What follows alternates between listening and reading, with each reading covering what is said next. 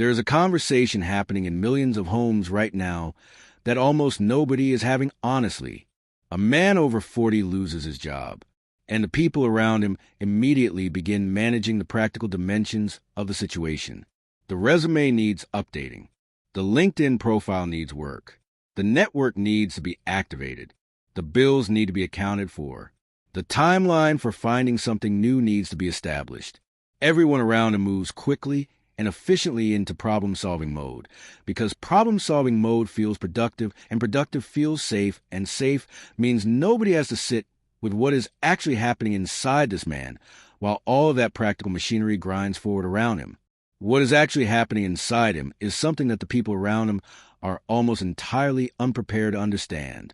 And what is actually happening inside him is also something that he himself has almost no language for, no framework for, and no permission to acknowledge out loud without feeling like he is failing at the one thing he was never supposed to fail at. Because for a man over 40, losing a job is never just losing a job. It is never simply a practical problem with a practical solution waiting on the other side of enough applications and enough networking calls and enough patience. It is something far more interior and far more destabilizing than any of that. And until the people around him and the man himself understand what it actually is, all the practical problem solving in the world will land on ground that is not ready to receive it.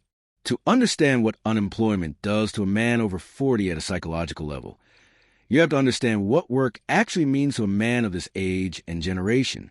Not what it means practically, not the income or the benefits or the professional identity on paper.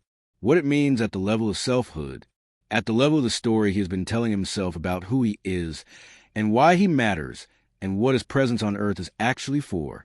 For most men over 40, work is not something they do. It is something they are. The distinction sounds subtle, but it is not. It is enormous. From the time these men were boys, they absorbed a very specific and very unambiguous message about what makes a man valuable. You produce, you provide, you show up, you contribute, you carry your weight, and ideally someone else's weight on top of it. Your worth as a human being is not inherent. It is earned. It is demonstrated. It is measured in output and reliability, and the visible evidence that your presence in the world creates value for the people who depend on you. That message was not delivered once. It was delivered constantly, through every interaction with fathers and coaches and teachers and cultural narratives and the specific architecture of male friendship that rewards capability and quietly punishes need. By the time a man reaches 40, that message is not a belief he holds. It is a structure he lives inside. It is a frame through which he understands himself, measures himself, and experiences his own worth as a person. And when the job disappears, the frame does not just bend. It collapses. Suddenly the structure through which he has understood himself for decades is gone. And what remains in the absence of it is not simply a man without a job. It is a man without a story. A man who has lost the primary mechanism through which he experienced himself as valuable, as purposeful, as someone whose existence makes a measurable difference in the world. And that loss is not practical. It is existential. And it lands with a weight that most people around him are completely unequipped to recognize for what it actually is. The first thing that happens, almost universally, is that he goes quiet. Not the quiet of a man who is processing something and will emerge on the other side of it ready to talk. The quiet of a man who has no language for what he is experiencing and no safe place to take it even if he did. Because the rules of the masculinity he was raised inside do not include a chapter on how to sit with the feeling of having lost the primary source of your own sense of worth. They include chapters on how to get back up, how to push through, how to fix it, how to convert the problem into a project, and the project into results, and the results into evidence that you are still the man everyone needs you to be. But they have nothing to say about the space between the loss and the recovery. Nothing about what to do with yourself while the ground is gone. So he fills that space with performance. He performs being fine. He performs optimism about the search. He performs confidence in interviews that leave him feeling more hollowed out each time, because every interview is another reminder that his value is currently being assessed by strangers who may or may not find it sufficient. He performs forward momentum to the people around him because the alternative, admitting that he is not fine, that he is frightened, that he is sitting in a silence so loud it is almost unbearable, feels like a failure far more exposing than the job loss itself. And underneath the performance, something is quietly accumulating. It is not depression exactly, though it can look like depression from the outside and will eventually become depression if it goes unaddressed long enough.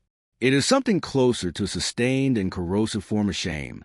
The specific shame of a man who believes at the deepest level that his worth is contingent on his productivity and who is currently unable to produce.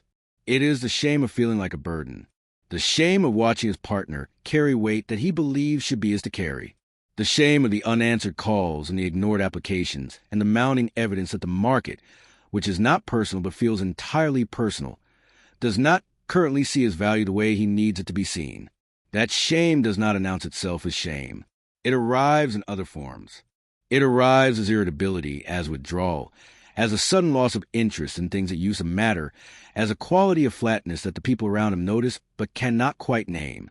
It arrives as a specific cruelty a man directs at himself in the private hours of early morning, when the house is silent, and the weight of everything he is not currently doing presses down on him with a clarity that daylight and activity usually manage to muffle. What the people around him need to understand, and what he needs to understand about himself, is that this internal experience is not weakness. It is not a character flaw.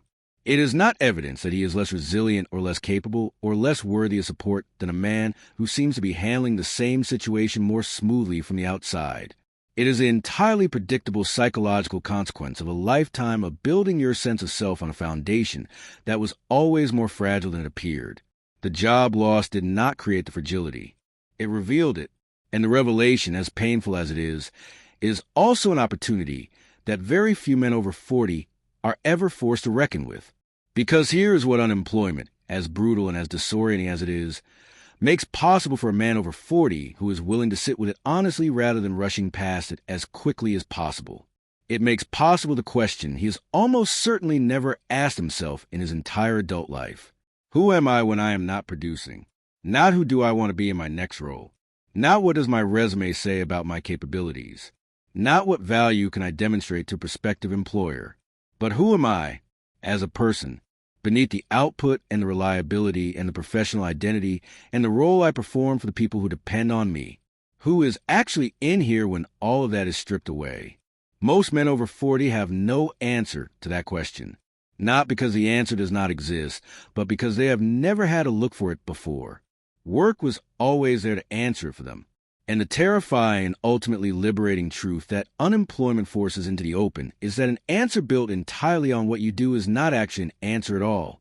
It is a placeholder, a temporary structure that functions adequately as long as the conditions that support remain stable and collapses completely the moment they do not. The men who come through unemployment at 40 and beyond is genuinely transformed rather than simply recovered are the ones who use the forced stillness to begin building something more honest underneath. Not another professional identity, not a better resume, not a more optimized version of the same productivity-based selfhood that made the collapse so total when it came. Something more fundamental than any of that, a relationship with themselves that does not depend on external validation to hold its shape, a sense of worth that is not contingent on output, a capacity to exist in the space between roles without that space feeling like annihilation. That is not easy work. It is in many ways harder than any professional challenge a man over 40 has ever faced because it requires him to develop capabilities that his entire upbringing actively discouraged. The capability to sit with discomfort without immediately converting it into action. The capability to ask for help without experiencing the asking as a confirmation of his worst fears about himself. The capability to be seen in his uncertainty by the people who matter to him without performing certainty for their benefit. The capability to extend to himself even a fraction of the patience and compassion he would extend without hesitation to any other person he loved who was going through exactly what he is going through. The people around a man over 40 who is unemployed need to understand something important about what he actually needs from them during this period. He does not need more practical advice. He does not need more optimism about the market or encouragement about his prospects or reminders that something will come through. He has access to all of that already, and none of it touches the place where he is actually hurting. What he needs is far simpler and far rarer than any of that. He needs to be seen, not as a problem to be solved or a situation to be managed, but as a person who is going through something genuinely hard and who is allowed to find it genuinely hard without that being treated as a problem in itself. He needs someone to sit with him in the difficulty without rushing him out of it. Someone to make it clear that his value in that relationship is not contingent on his professional status. Someone to demonstrate through consistent presence rather than encouraging words that who he is matters more than what he currently does. That is not a small thing to give a man over 40 who is unemployed. For many of these men, it is the most significant and most transformative thing anyone has ever offered them, because it is the first direct evidence many of them have ever received that the story they were told about conditional worth was not the only story available, that there is another story, one in which they were always enough. One in which the job was never the point. One in which the man beneath the productivity was always the thing that actually mattered and always will be regardless of what the market currently thinks about his resume. That story will not fix the unemployment. It will not pay the bills or rebuild the professional identity or resolve the practical pressures that are very real and very present. But it will give him something to stand on while all of that gets worked out. Something solid and interior and genuinely his own.